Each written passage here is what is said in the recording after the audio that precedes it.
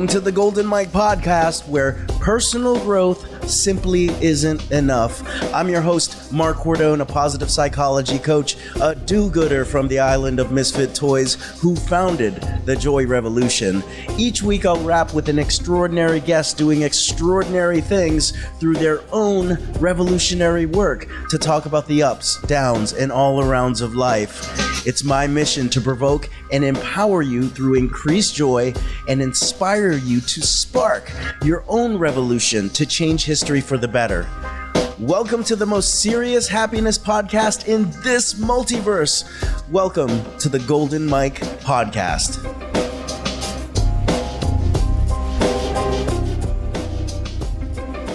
All right, what is up? It's your boy, Mark Cordone. Hope that everybody is doing well, feeling well, and this message finds you in great health right now. It's another episode of the Golden Mike podcast, and I'm so stoked today because I have my friend, my buddy, my Canadian, my trauma transformative coach, Reiki master, energy reader, a grandma that's younger than me. What else am I missing, Corrie? A hypnotherapist. I think is the only thing you missed in there. Okay, amazing. And Corrie, I've been waiting to have you on the show for a long time. So thank you for finally responding to my message.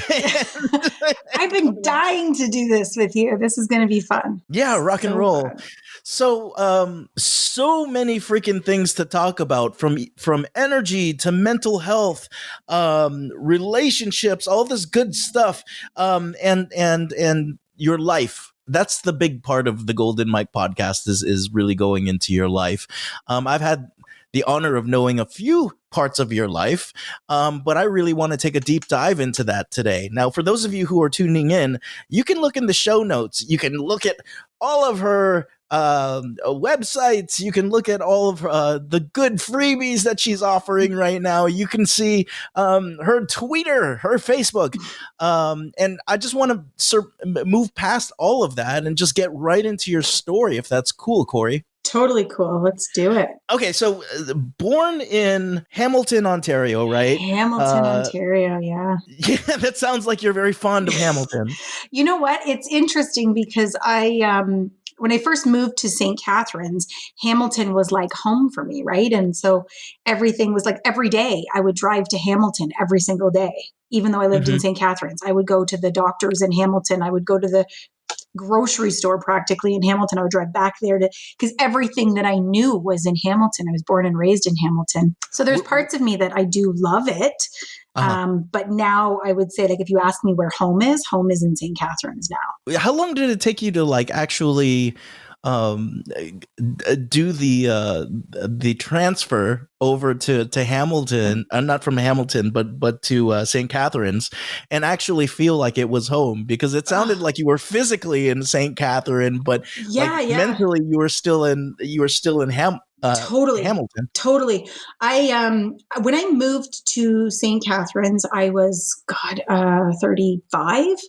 So, 35 years of my life, everything I knew is Hamilton. And, for anybody who knows anything about Hamilton or wants to know anything about Hamilton, if you study a grid, you'll be fine in Hamilton, right? Like the streets are all like grid-like, and they are all like, one-way streets here and there. And so if you turn the wrong way on a one-way street, it takes you 7 hours to get back out of it because you got to wait till you hit the next street that's headed in the right direction, right? Right on. But I was used to it. It's all I knew. And so St. Catharines is very opposite to that. St. Catharines is like, it was a running joke when I first moved here, and I would have people come out to visit and they would say, okay, whatever, like we would go to say Harvey's or KFC or whatever. Cause I was like totally in love with KFC. It was all I could eat and breathe. And Back so now I'm totally into KFC. Well, proud sponsors of the Golden Mike podcast. Yeah, really. And so I would say, someone would say to me, how do we get back to your house? Do we go left or right? And I'd go, well, technically you could go either. Cause St. Catharines is one of those really fucked up cities where you literally could go left or right and you end up at the same spot somehow. And so in the first month that I moved here, I passed my house 6 times. But if I just stayed on the same street, I found my house. Like, it's the weirdest thing ever. That makes no sense whatsoever as someone who has no spatial, like, I'm trying to draw this out. Yes. Like, you go left or right, you get lost, you stay in the same place, and then you're there. I mean, that sounds so much like quantum coaching right Yeah. there, that it's just out of my, So it's just out of my fucking league, right? You were the oldest of 4. You're The oldest of 4, 4. yeah. So I was 7 years old before my brother was born. And then it was my brother. Like, my parents had the perfect family, right? Like, girl, boy, girl, boy. Oh, wow. Yeah. And so after me was 7 years in between me and my brother John. And then it was like, I think every 16 months is like my sister Jessica and then my brother David. So, like, I was like way off in left field over here. And then all of a sudden there was like this mini planned family. I didn't want to say it, but you were like, this mini planned family. Yeah, well, yeah. I assume that it gets cold up there. So I like, my guess is that, like, when you got nothing else to do. Yeah. Or see, the way I like to look at it, being, positive psychology and all that stuff, is like, I was just such a beautiful child, right? Like, I was an amazing human being that my parents went, we want more of these. And they tried to, do it 3 more times and clone it 3 more times. And it just, I don't know whether it worked or not. I can't say that, but no, were your brother, are your brothers and sister? It's brother and 2 sisters, right? The other way, it's 2 brothers and 1 sister. It's 2 brothers and 1 sister. Now, are they like clones of you, or are they younger versions of Corrie? So yes and no. Like, we all have the same quirky, sarcastic attitude, right? Like, we all have that same sense of humor. We all have, like, if we're all in a group together, the 4 of us, all you're doing is laughing. Like, be prepared to come and laugh for whatever amount of time you are with us, because we all have that same witty, quick, smart ass sense of humor, and we all play off of each other. So, like, I might say something and, be in a serious moment, and like, my brother will pick it up and he'll run with it, and my sister will pick up that, and so it just becomes this big, huge, like, laugh fest for hours at a time. And that's what it sounds like your household was like growing up. Like, not a lot of, it's about 50-50, but like, some people will come on and talk about some parts of their broken childhood and stuff like that. It sounds very ostensibly like all American Canadians. Yeah. Yeah. Like, my parents were young when they had me, right? So, like, my mom was 17, and my mom grew up in like, a traditional type Italian home, and my dad is Irish and British. So I've got like the best of all of the nasty personalities all mixed into one human body over here. But like, because the British and the Irish and the Italian, and my mom's dad is German, they're all very close-knit family people. So growing up, like, we had everybody, like cousins and aunts and uncles and like family friends. Like, I have an uncle of mine who is my uncle because he was my parents' best friend from the time they were like 10, right? And so like, they would just stop in at all, random times of the day. And, it's not really random. It was generally around dinner time, but like, they had it, they planned out. So even if my mom planned like a dinner an hour earlier, an hour later, like, somehow they had this nose for like when we were having dinner. But, like, my house seemed to be the house that like all of, our friends ended up at. And, my brothers and sisters, the same thing. Like, our house was the house to be at for my family and for our friends, for sure. I think that's very Filipino too.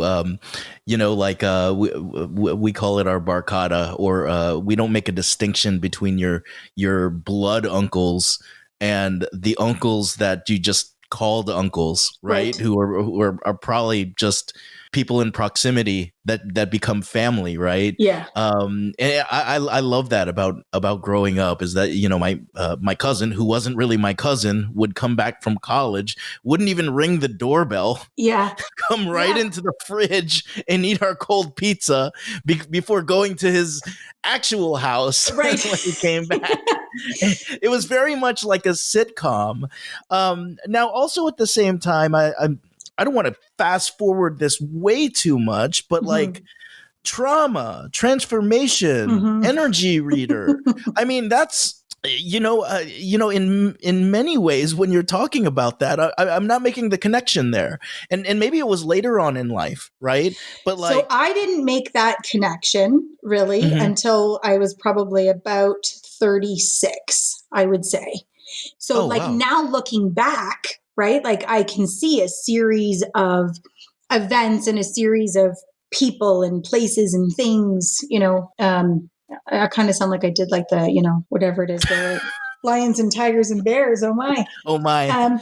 But like now I can look back and I can go, oh, like now the light bulb is on as to like why I went through certain things and why I was connected to certain people and but in the moment, like going through it from like 0 to 35, I had no idea what was happening in life, right? Like I was just like carried on from one thing to the next to the next.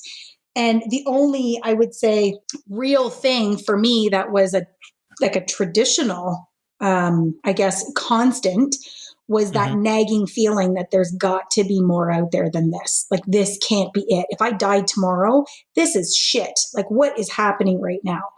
And so that was Even with the probably the constant. barbecues and the holidays and the Christmases and the Germans and the British and basically the whole UN as your family. Yeah.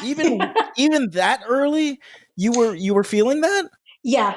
Yeah. I would like, the one thing that I can say that I really, really love about my upbringing is that family value, right? Like we were so strong in that family value. And, like you said, it wasn't about who's my blood family, who's my, my actual cousin versus like my cousin, right?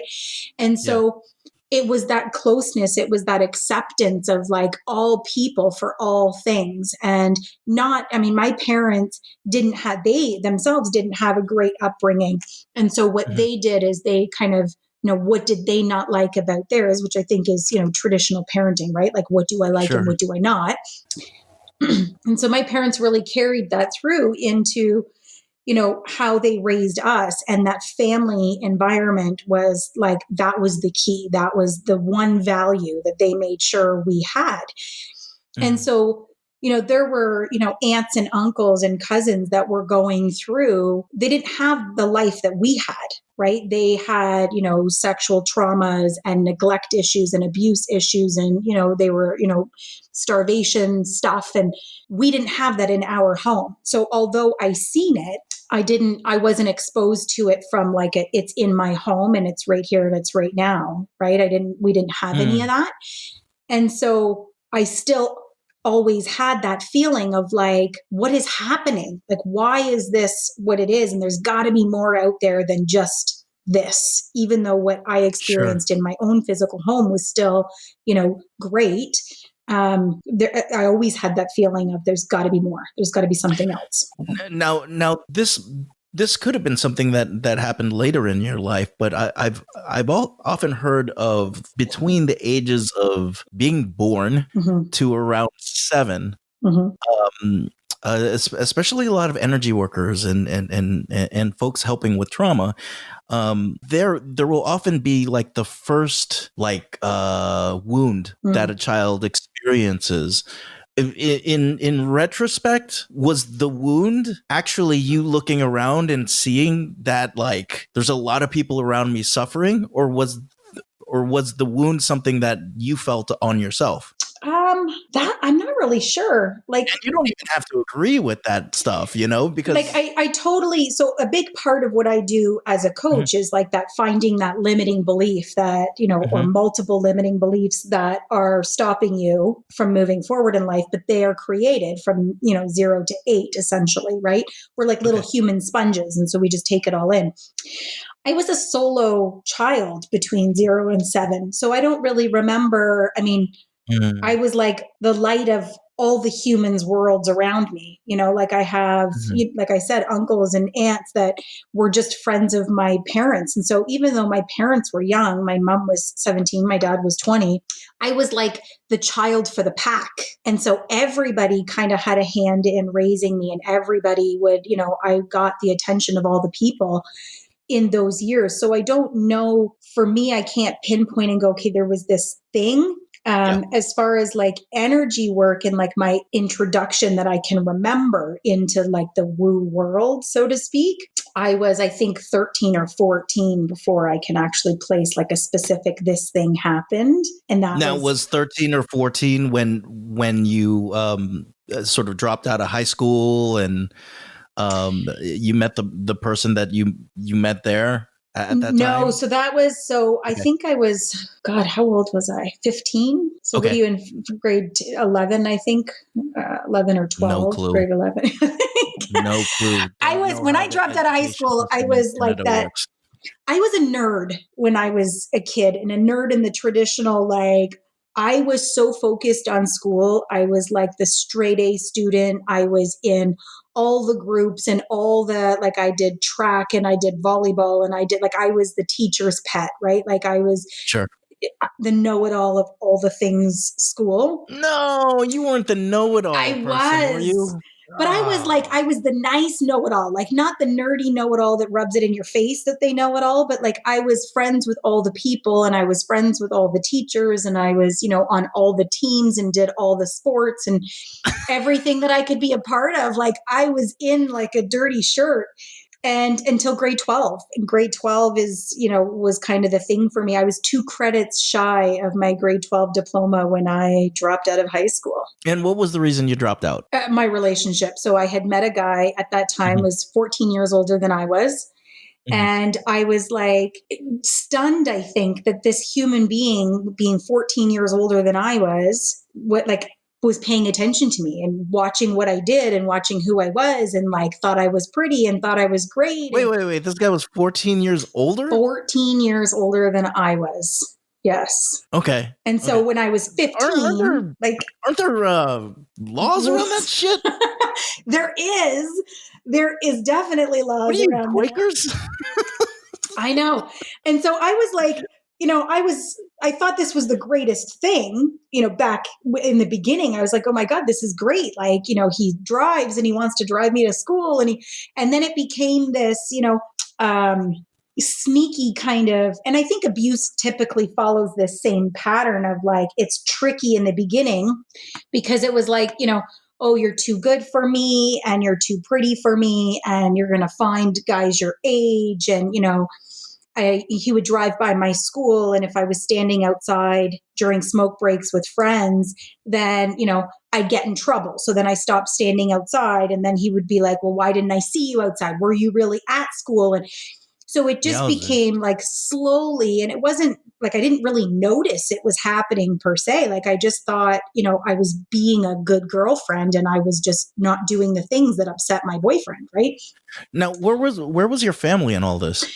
My family was kind of there, but not there. So it wasn't something that we actually talked about.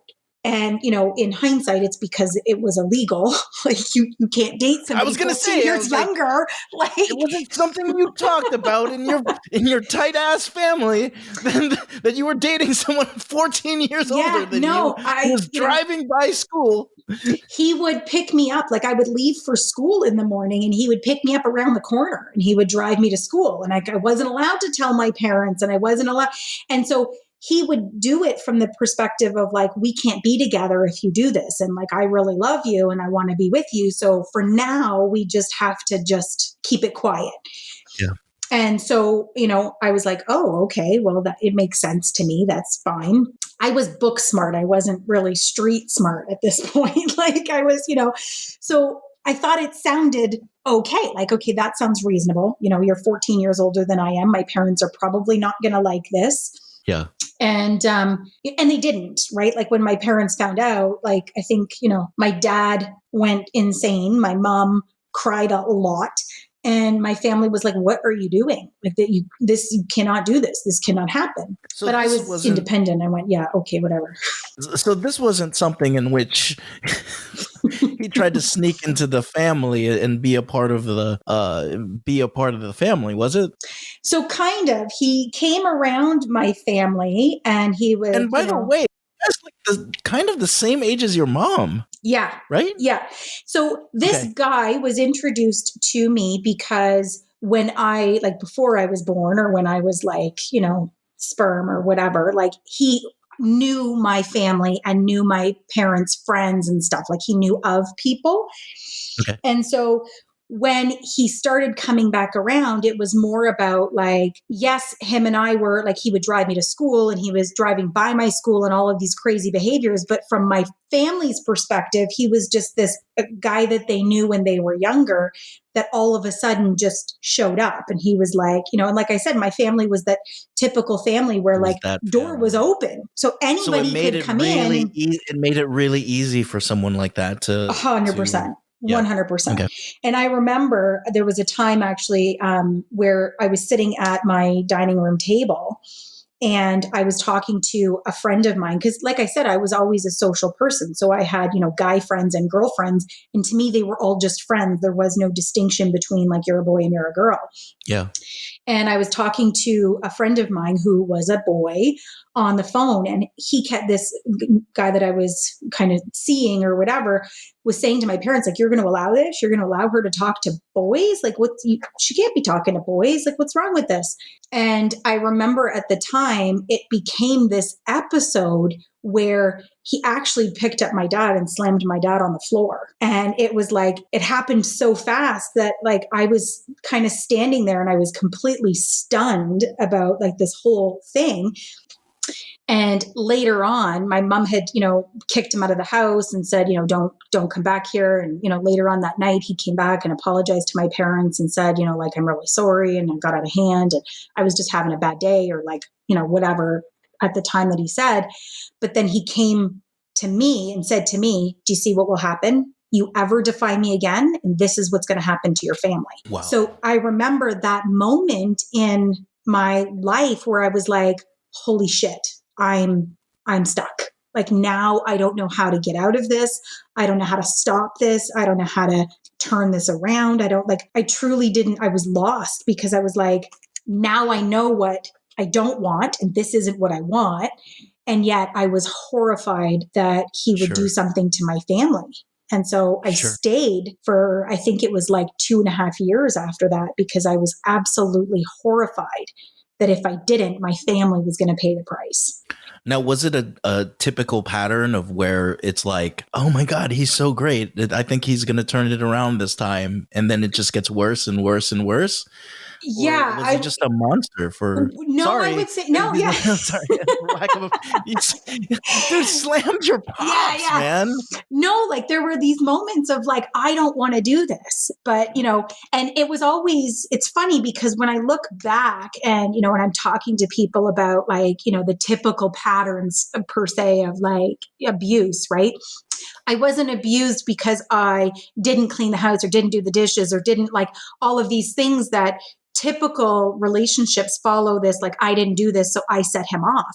My reasons of him attacking me were more of like, I was too pretty and I was too social and I talked to too many people and like I was too nice to people and, all of these things. So at the time I just thought, okay, well, like, yes, I'm still contributing to this behavior, but there were moments where I thought, if I just show him that I am loyal and that I can love him and I'm not going to leave him and I'm not going to, abandon him and do all these things, then maybe he'll ease up on me. Maybe he'll see it and I can show him that I'm in this, right? Like, did he? No, of course not. Cause he was, the typical crazy person, but right. Now, were there times where I don't even know where to go with this. This is not on the This is not on the list. This is not on the show notes, dude. But I mean, was there ever a time where you tried to acquiesce to that and become less social, become less pretty? I don't know. Oh, for sure. And I would say that probably carried straight into my yesterday. To my yesterday. I thought the white sweatshirt was nice. For years and years, I would always wear baggy shirts, or I would put my hair up. Although I would say I'm not conceited in the sense that I'm like, oh my God, I'm so beautiful, and life stops when I go outside. But I'm also not the person that needs to put a lot of effort into my look when I go outside. 90% of what you see is how I wake up in the morning. So I might put some makeup on and brush my hair, right? Or not during our last session there. I really don't put a lot of effort into what I do in my day. And so it was very easy for me to just not put makeup on at all, put my hair up in a ponytail, put a baggy sweatshirt on, or, a baggy pair of pants. I would say it wasn't until I was probably in my late 20s that I would wear yoga pants or Lululemon pants or whatever, where I would actually thought that was appropriate, because up until that point I was like, oh my God, but you can see the shape of your body. You can't do that. That's not covering any curves and stuff like that. And so I really thought if I dumb it down, and then there was, a big portion of, my life where I was offended when people looked at me, because it really validated his thought of look how pretty you are. Look, all these people are staring at you. All of these people look at you. All of these people think you're pretty. And so if I was walking somewhere and, a guy would look at me, or a woman would say, oh my God, I love your hair, or you're really pretty, it actually I would get offended. And I think just because from the perspective of you're validating him, and I'm trying really hard not to be that person. And no matter how hard I try, I'm failing. Right.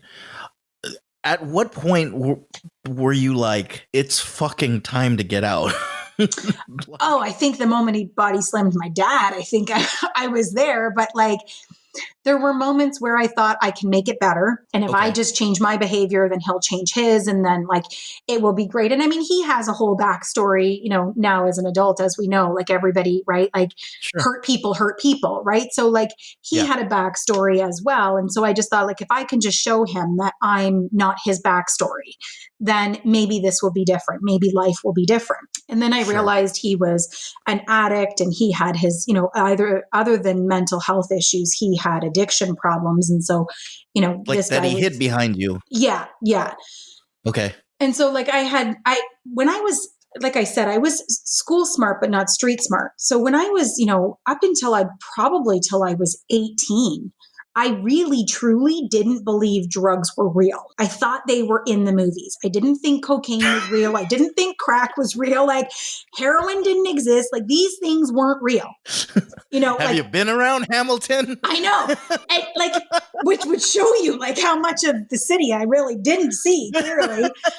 But I really, truly didn't think they were real until one day they were real, and they were in my home. And I was like, what is happening? And so that was kind of my oh shit, this is bigger than me. This is I'm not a challenge for this. I can't fix this, right?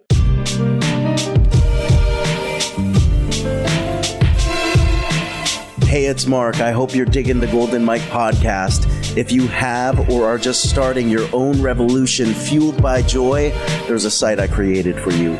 If you, like me, believe that personal growth is simply not enough, if you, like me, are committed to changing history for the better in both micro and macro ways, check out joyrevolution.com.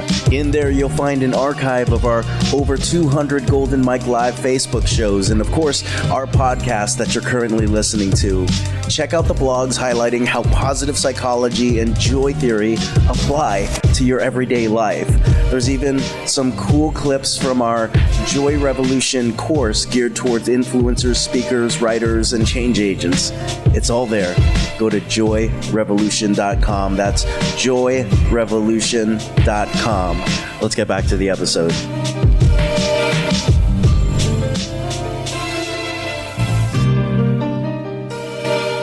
So this was even more than more than pot. Oh yeah. A little pot smoking here and there. This was like hardcore stuff. Yeah, he was into hardcore stuff. Okay. And so then I remember I worked actually at the Center Mall when it was a mall in Hamilton and not a plaza. Mm-hmm. And I remember the girl I worked with, and her husband was a police officer. And I remember saying to her, he won't let me go. Like, I want to go, but he won't let me. And so I went and stayed at her house for a couple of weeks. And, obviously he would only come to work then because he wouldn't show up at this girl's house because her husband was a cop, right? So you don't do that. And he just made it very miserable for me for, I would say, probably a year. Right? Like, I would be at work and he would, call me and go, you're talking to this person for X amount of minutes and you're wearing this skirt and that's too short. And you're doing this thing and you're whatever. And I, had the security guards remove him from the property a number of times. And it was this big battle. And I finally just went, okay, I need to figure something out. I have to get it. Like, this is life or death. And sure. I do remember a moment where I stood in the kitchen with him, and his mom, when he was younger, committed suicide, and he found his mom. Right. Mm-hmm. And so suicide was a thing even then that, again, I didn't realize was a real thing because I didn't have a lot of exposure to that world. Yeah. But I remember standing in the kitchen and saying to him, it's you or me. And if you will not let me go, I'm going to kill myself because I cannot live like this anymore. And, so he kind of looked at me and he went, okay, you're serious. Okay, just go. And, I'll talk to you tomorrow and we'll make this work and we'll figure it out. And so that was my beginning of my planning to how can I get out of this to a way where I feel like I don't have to come back to, where I don't feel like my family is going to pay for my decisions and my actions and, what have you. And I went to my family and I went to different family members and said, listen, here's what I feel. Here's, I feel like he's going to kill me and I feel like he's going to kill my family. And I feel like he's going to, torture people to get to me. How can I get out of this? And of course, from, and now looking back, an 18-year-old's perspective of my whole world is going to end. And what is very real for me as an 18-year-old child, my family was like, okay, this is ridiculous, right? My aunts and uncles were in their late 30s or early 30s. And they were like, this is crazy. This is crazy talk. This is not real. He's not really going to do these things. Just don't do that. Just like cocaine is not real. Right. Right? Just leave. And so, I did. I met my kid's dad and, I started a relationship with my kid's dad because I felt like he could protect me better than just me being single. And so I thought if I get into this relationship and anything happens, there's somebody who can beat up the person who's going to beat me up. Sure.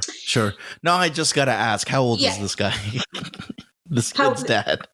My kid's dad? Oh, he's oh God, how old am I? I'm 41 now. He's 43 or 44 this year. Okay, so he was my age. Just curious. Yeah, he was my age. Okay. And and I remember even, I got pregnant with Zachary, which is my oldest. And my kid's dad and I lived in an apartment building. And Zachary was probably, God, I think actually I had both my boys. So Zachary was probably 2, Cody was 1 probably somewhere around there. And I remember actually the police swarming our vehicle and pulling my kid's dad out of the vehicle. And, because the abusive guy had gone to prison for 4 years for the stuff that he had done to me in our relationship. It ended. That's how it ended, is I actually went and put him in jail. And so he went to prison for 4 years. And when he got out on parole, he actually jumped parole. And so when he jumped parole, they swarmed my vehicle and my house. And, I had to go and stay in a women's shelter for a little while with my kids. And it was a big ordeal. Looking back at it, it was the craziest thing I think I probably have been through to date, other than my stuff with my youngest guy. Yeah. But like, and going through the joy revolution, of right. course. Of course. But like back then I was like, he had stood in the courtroom, and I had, police officers and, different social workers and lawyers and stuff surrounding me. And he stood in the courtroom and said to the judge, give me whatever sentence you're going to give me, because when I get out, I am going to kill her. So I'll take it, but just know that whenever I'm out, whatever that takes, I'm going to kill her. And I remember being like, I'm sure that horrified. I'm sure that helped with his plea.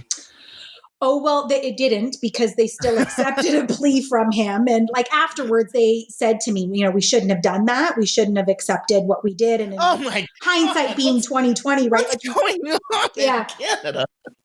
I know. Afterwards, they said to me, like, 4 years was definitely not enough. And at the time that they went in and got him, the SWAT team was involved, and they blocked off and barricaded the house. And they went in, guns blazing, right? Basically to get him out of this house. And so for them to even say to me at the time, like, we still didn't give him enough time in jail. Like, he did not get a fair sentence for all the stuff that he has done to you. It should have been more.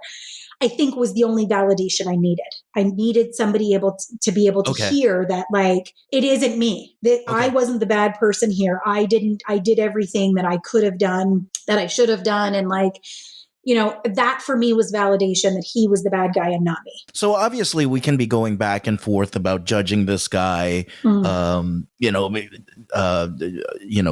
glorifying certain things and then other things.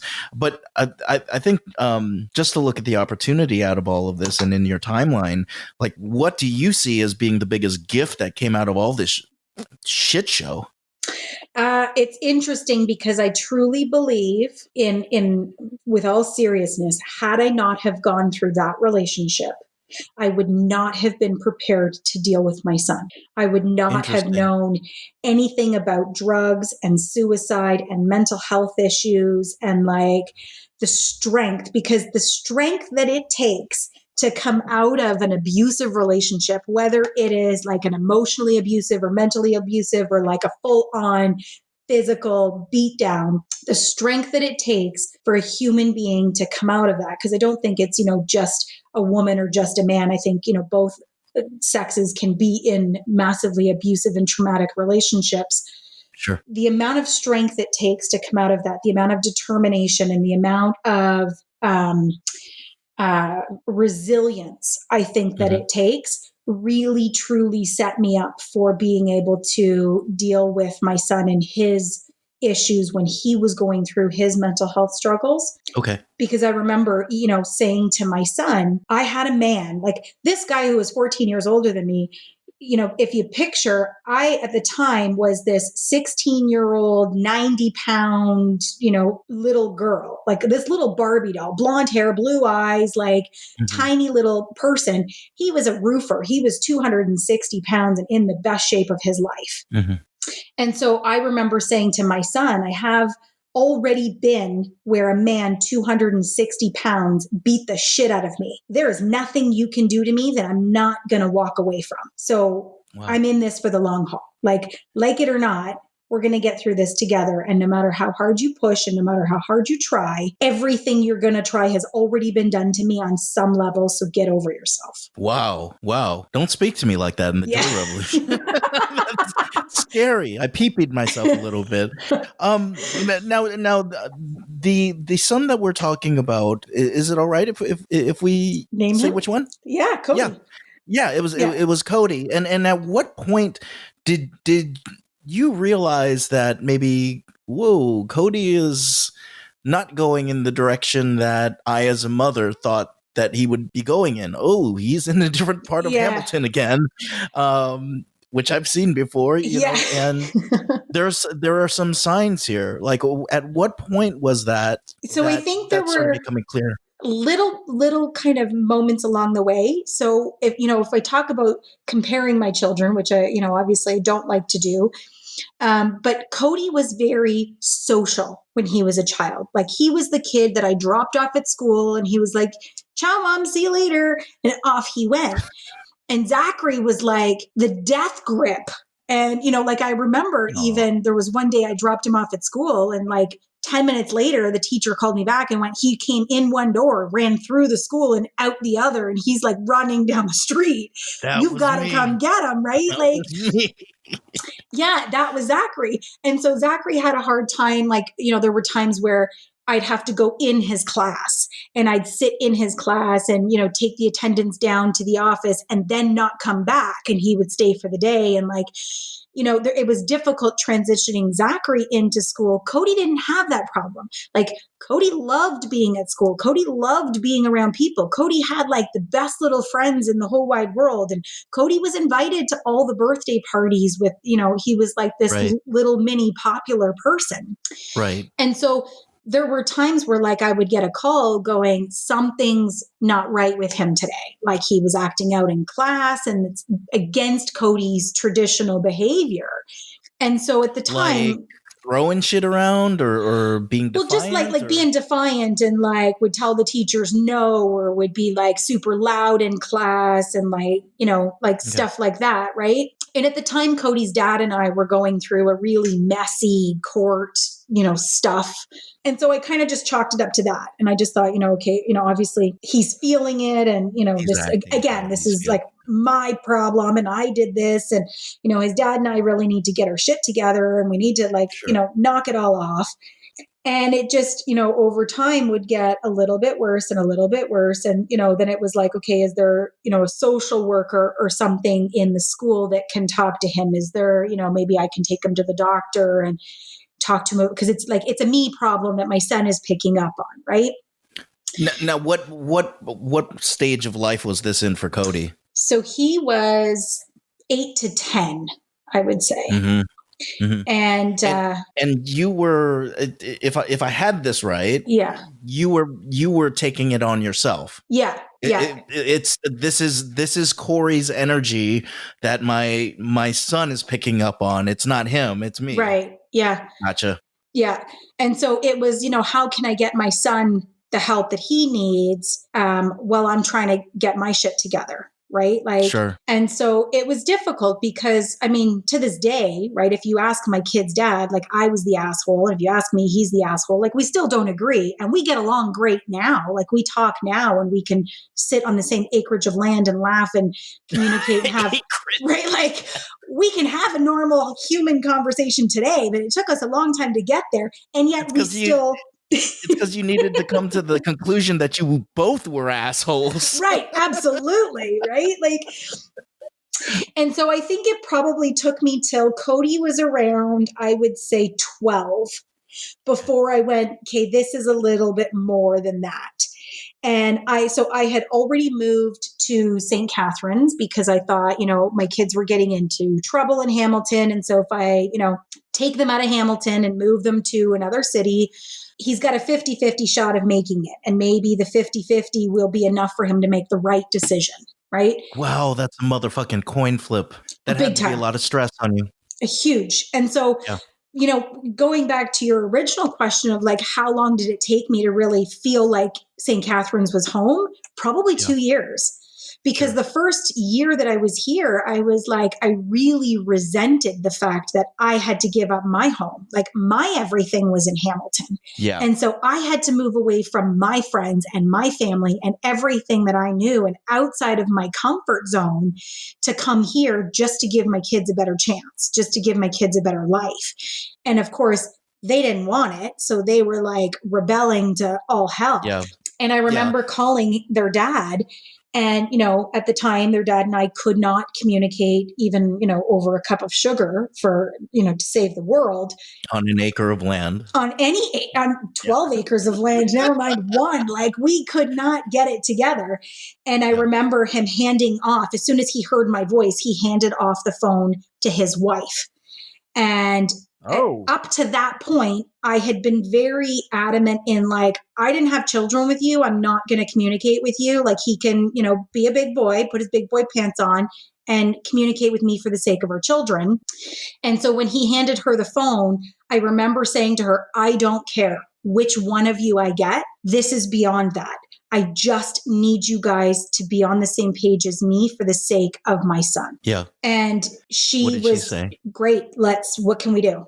Like, how can we? And so to this day, her and I are very close, and, we get along fantastic, and we have a friendship outside of like my children. But that was the turning point, was like, I was so desperate, I guess, for like, I don't care who I have to talk to. I don't care if it's your mother, your son, your brother, your aunt, your uncle, your wife. Like, I don't care.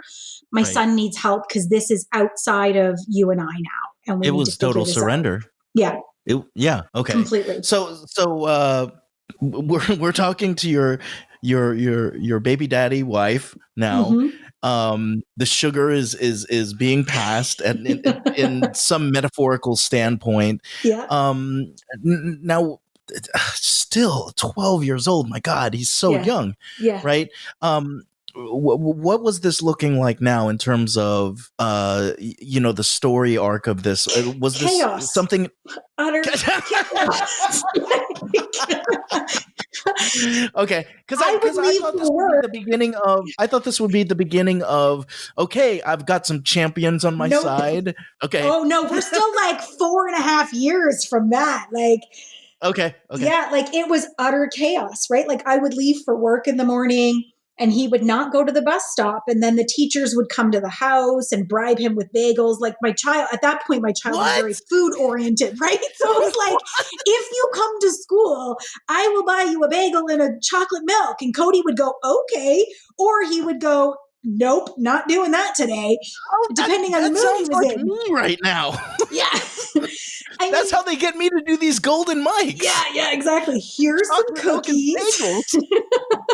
Good God.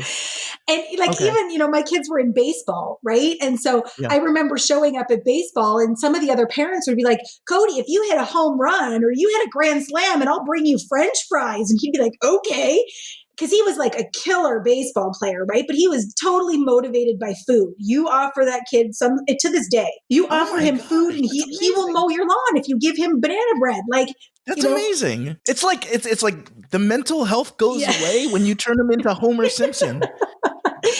And so he would go to school or not. He would run away, take the GO bus back to Hamilton, and he would, and so it was chaos for a number of years. And there were moments within those years where like I could wrangle him back in and say, okay, I call him Boo. And I'd be like, okay, Boo, listen, it's me and you against the world, buddy. Like, we're going to do this. You tell me, what do you need?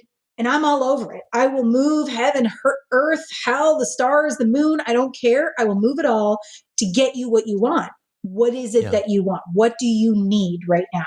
And of course, anybody who struggles with mental health issues knows they don't know what they need. Of course. Like they can't see 2 inches in front of their face, never mind anything outside of that. And so now, had a diagnosis been made at this point? Not at this point. So we struggled a little bit with getting him into doctor's appointments because, during their dad and I and our, intensive 8-year court battle, my kids were very conditioned to like, their dad's home is their dad's home and they're not allowed to tell me about things that happen in their dad's home.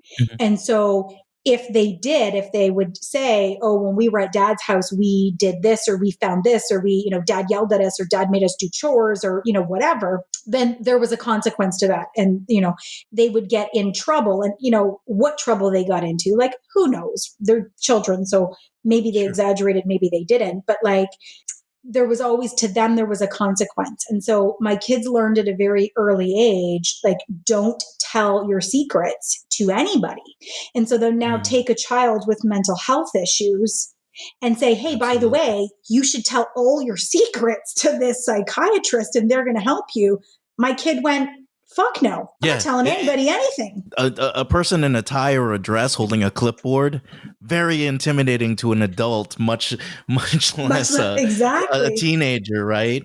What was Cody and Zach's relationship like as they were growing up, because it's like, what did Cody like when Zach would when Cody would go into something, would Zach do what he did in kindergarten and just go out one door and run out the other, or was he a very supportive brother, a very understanding brother? So I think a little bit of both, right? Like Zachary is very headstrong, very independent, very like, dig his heels in the grass and like not go anywhere, type of person. Mm-hmm. And so he would see all this stuff happening with Cody, and he was very much like, Mom, what are you doing? Like, why?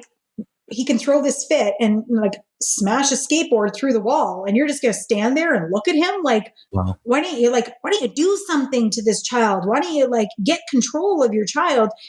And I mean, Zachary was very vocal. He was talking at 10 months old, right? So like he was a very vocal child. And so at the age of, he was 10 when Cody was 8, he was very much like, if this was me, you'd be like kicking my ass right now. You would be like not letting me do this. Why can he get away with it and I can't?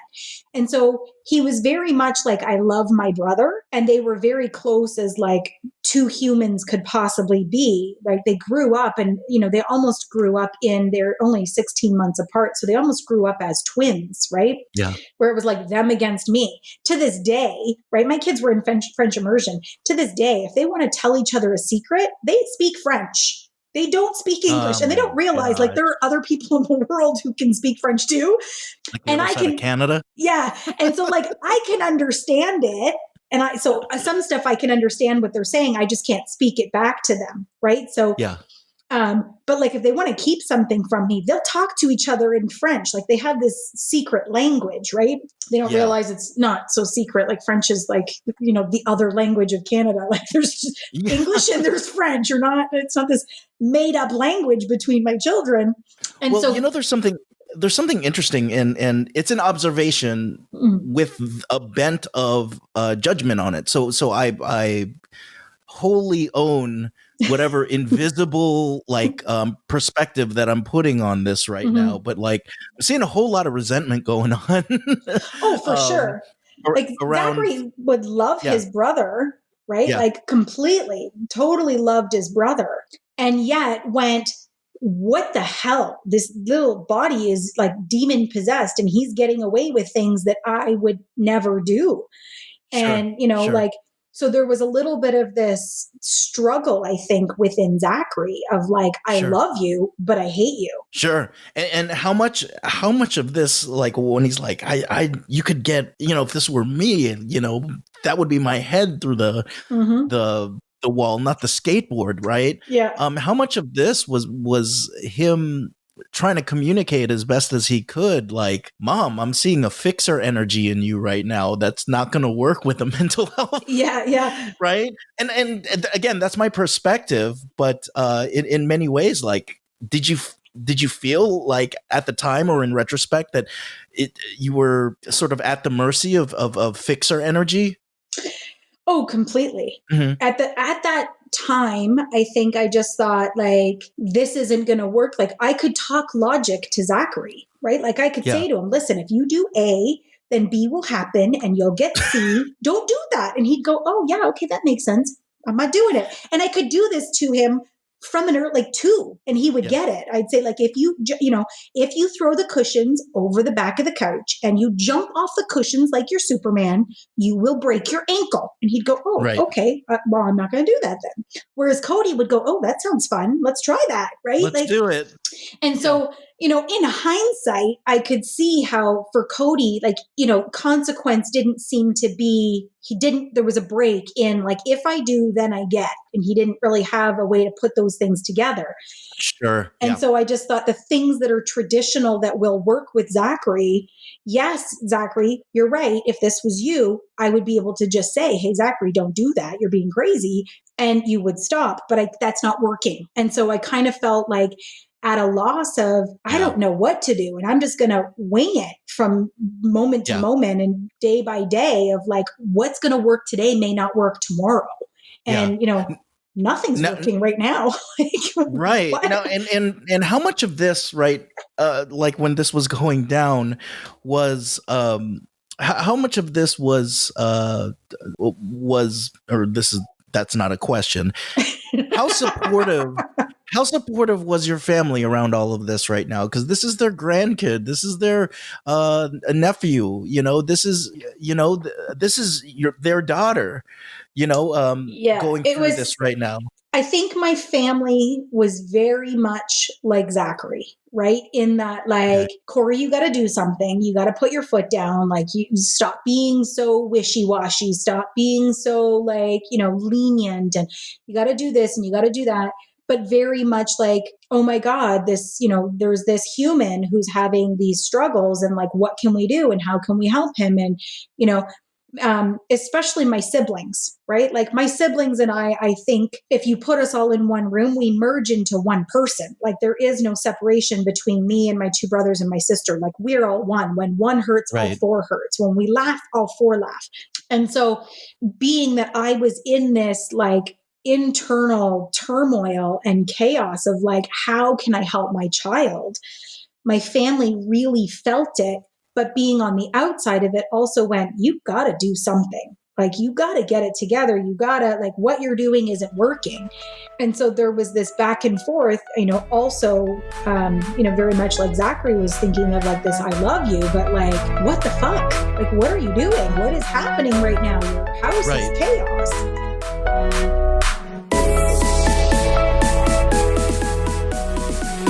I hope you enjoyed the Golden Mike podcast. There's more good stuff coming your way. But until the next episode, let's stay in touch, yes? Find us on Instagram as The Joy Rev, or communicate with like-minded revolutionaries in our Facebook group. Search The Joy Revolution Underground.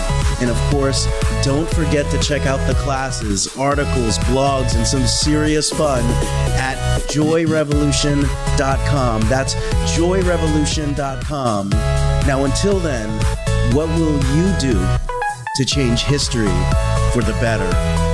Let's go out and play, shall we? Press start to begin.